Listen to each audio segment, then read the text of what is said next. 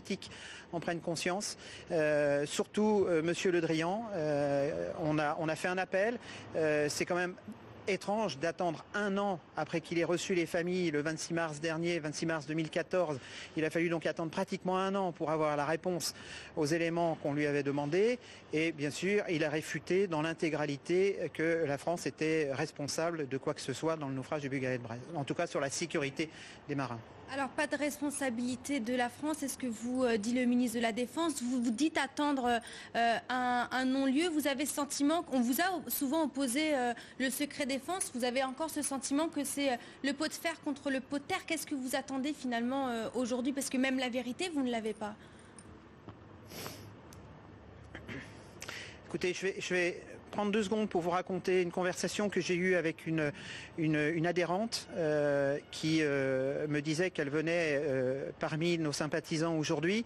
Et elle me dit, je suis petite fille d'officier de la Marine nationale. C'est l'honneur de la Marine nationale qui est en jeu dans votre combat et je vous suis depuis le début.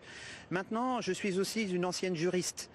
Et la justice, elle me dit, la justice, pour ne pas dire l'État français, s'obstroie des avantages qu'elle n'admettrait pas ou qu'elle ne ferait pas pour le citoyen que nous sommes.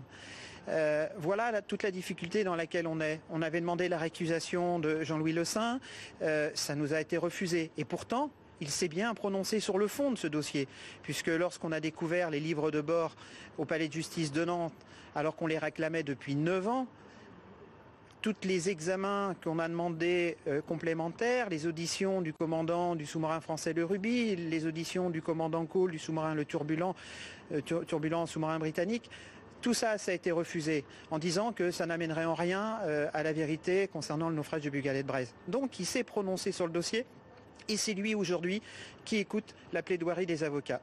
C'est je crois, une justice à 2 vitesses. Vous évoquiez là, il y a quelques instants, ce témoignage auquel vous avez eu accès il y a quelques jours à peine. Qu'est-ce qui fait que cet homme, cette femme, ne peut pas ou ne veut pas témoigner directement devant la justice ?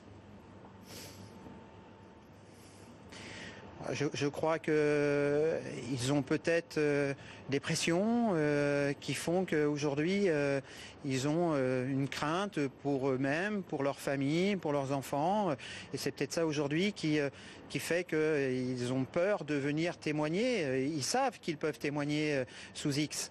Maintenant, il ne faudrait pas qu'il y ait des fuites. C'est peut-être ça qui les rend craintifs pour pouvoir aller jusqu'au bout.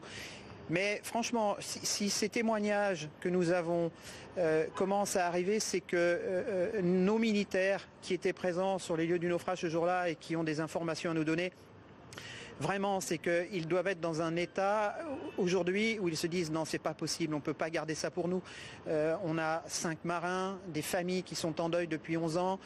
Voilà, je crois que ça commence. Et franchement, il faudrait vraiment que nos politiques, je me répète, réfléchissent à ça.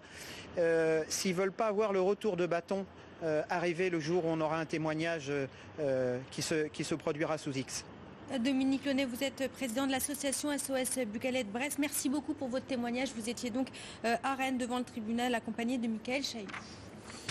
Le tabac fait plus de morts. Un fils un jour par parler, alors ça peut être 2 mois, dans 6 mois, dans 2 ans, mais je crois qu'on est très très proche d'un résultat favorable pour le Bugalet-Brest. Franchement, il faut